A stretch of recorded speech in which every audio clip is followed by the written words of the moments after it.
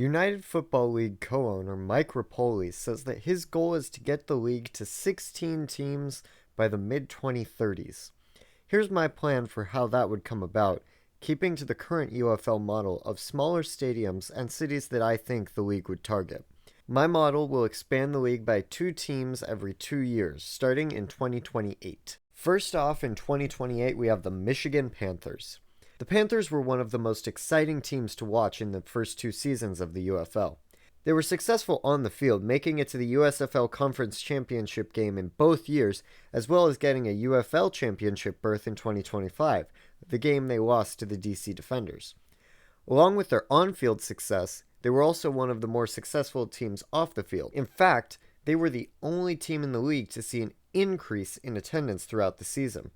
They averaged 11,681 fans per game in 2025, topping out at 16,000 in their Week 10 game against the Houston Roughnecks. In fact, their average attendance went up 43.6% from 2024 to 2025, and they were the only team in the league to see an increase in that category from year to year. Despite all this success, the Panthers were still cut from the league in the summer of 2025, along with the San Antonio Brahmas and Memphis Showboats. Memphis was cut due to attendance issues, as they averaged less than 4,000 fans per game. However, Michigan and San Antonio were cut because of the sizes of their stadiums and the costs associated with them. Both teams played in massive domes. Michigan played at Ford Field, home of the Detroit Lions, and apparently it was far too expensive to keep the team there. According to some reports, the UFL had to pay $500,000 for every Panthers home game. Because of this, the league decided to ditch the Panthers for the 2026 season. However, league owner Mike Rapoli has expressed interest in bringing the team back in 2028 when the new Alumnify Field opens. The stadium is set to be the home of the United Soccer League's Detroit City FC and would be a great venue for the Panthers as well. The stadium is set to have a capacity of 15,000 seats, which is the same as Lynn Family Stadium where the Louisville Kings play. If the league can make an agreement with the USL happen, I see no reason the Panthers won't be playing in the UFL in 2028. The Panthers also had some of the best uniforms, colors, and helmets we've seen in football recently, and I really hope they come back just so we can see those again. Next up, we have a duo of teams, which is kind of an either-or situation. Everyone knows that New York City is the largest city in the United States, and because of this, it has 2 NFL teams, the New York Giants and the New York Jets. However, neither of these teams actually play in New York. They play in MetLife Stadium across the river in East Rutherford, New Jersey. MetLife Stadium was also home to the XFL's New York Guardians in 2020. The New York City metro area also had the New Jersey Generals in the 1980s edition of the USFL.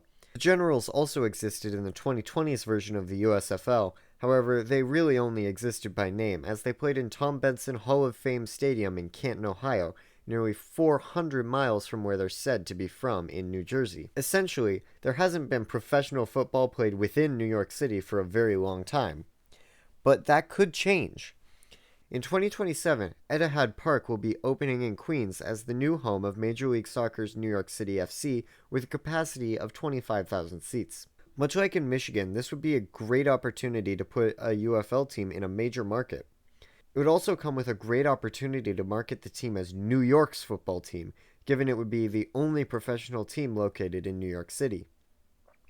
The league could bring back the New York Guardians or come up with a completely new name. However, if Etihad Park isn't a possibility, there is another option right across the Hudson River. Sports Illustrated Stadium, formerly known as Red Bull Arena, is home to the MLS's New York Red Bulls. It also has 25,000 as its capacity and could also be suitable for a UFL team. However, it isn't in New York City, but in Harrison, New Jersey. If this were to be the stadium used by the UFL, I wouldn't be shocked if the team were to be a rebrand of the New Jersey Generals. This is what I have the league looking like at the end of the 2028 season. I've used the Guardians logo, but remember, it could go either way between them or the Generals. Moving on to 2030, the first of the 2 new cities I have is Chicago, Illinois. One of the craziest things that's about to happen in football is that the Chicago Bears are almost guaranteed to move to Indiana at this point. It's a shame because the Bears have played at Soldier Field in Chicago for more than 50 years and have been in the city for over 100. But this sad fact does create one hell of an opportunity for the UFL. Chicago Fire FC of Major League Soccer have announced that they're building a new 22,000-seat stadium in the city. Much like with New York, this would be a great opportunity for the league to swoop in and claim the title of Chicago's football team, given that they would be the only team in the city. If this were to happen, the league could make a new team, bring back the USFL's Chicago Blitz or the XFL's Chicago Enforcers. If I'm being honest, I don't see much of a chance they bring back an historical team, and I think it'll be much more likely they create a new team for the city of Chicago.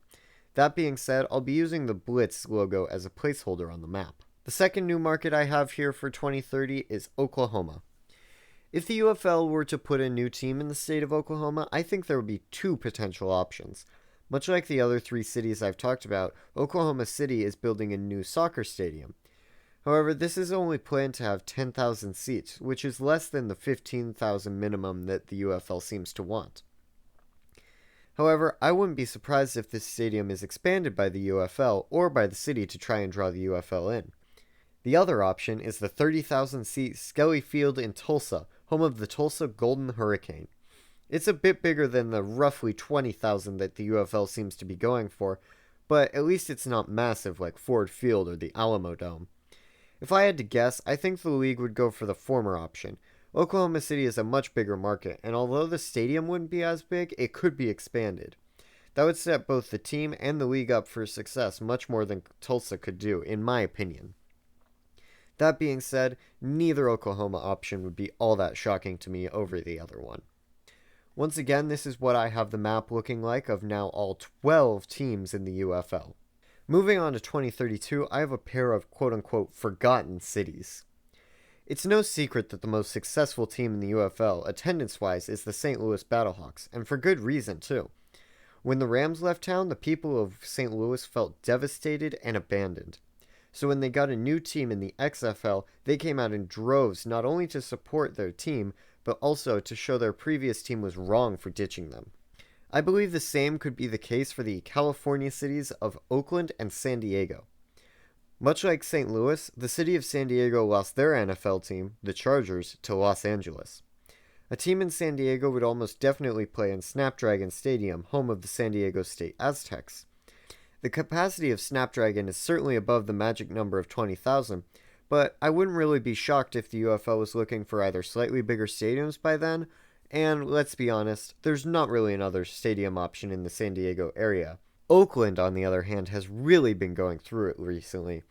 Over the last couple of years, the city has lost its NFL, NBA, and MLB teams, all moving out. The city has done a great job of supporting their USL team, but it's clear they want football back. If the UFL were to put a team in Oakland, a few options would exist for stadiums. They could either play where the Oakland Roots SC plays in the Oakland Coliseum, also the former home of the Raiders and A's, or the two teams could collaborate on building a new stadium together.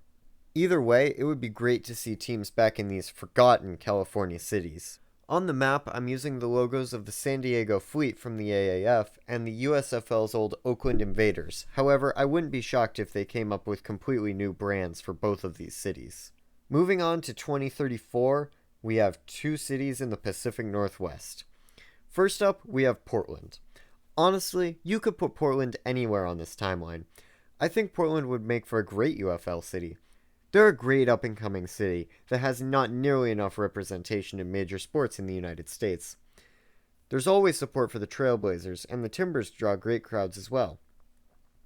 A Portland UFL team would likely share a stadium with the aforementioned Timbers, that being the 25,000-seat Providence Park. The UFL owns the trademark to the USFL's Breakers, which the USFL used as the New Orleans Breakers. However, the team did also used to play in Portland, so it's possible they could use that. However, I don't think they would, and I think they would come up with a completely new brand for the city. And the 16th team I have here is the Seattle Sea Dragons. Okay, you all knew this was coming. As a native Seattleite, I've been wanting the Sea Dragons to come back ever since they were contracted at the beginning of the merger. The reason I have them so far down on this timeline is actually the Seattle Sounders. After the 2032 season, the Sounders' contract with Lumen Field will be up. I think that there's a great chance that rather than renewing that contract, the team would build themselves a new stadium. If that were to happen, I wouldn't be shocked if the Sounders and UFL partnered to build said stadium, with the intent of bringing back the Sea Dragons. The other stadium option is it's possible that in 8 years the UFL will no longer be as focused on smaller stadiums, and the team could certainly return to Lumen Field. The Sea Dragons had the second best attendance in the XFL in 2020, only behind the St. Louis Battlehawks, and the fourth best attendance in 2023. The Sea Dragons also had on-field success, going 7-3 and making it to the North Division Championship game, which they ultimately lost to the DC Defenders. From my admittedly biased perspective, I think it would be a great idea for the UFL to return to Seattle. Now, you may be thinking, what about this city? What about this city? And you're right, there are a lot of great cities that I left off this list. In fact, I'm not going to list them all, but here, I'll put them on screen.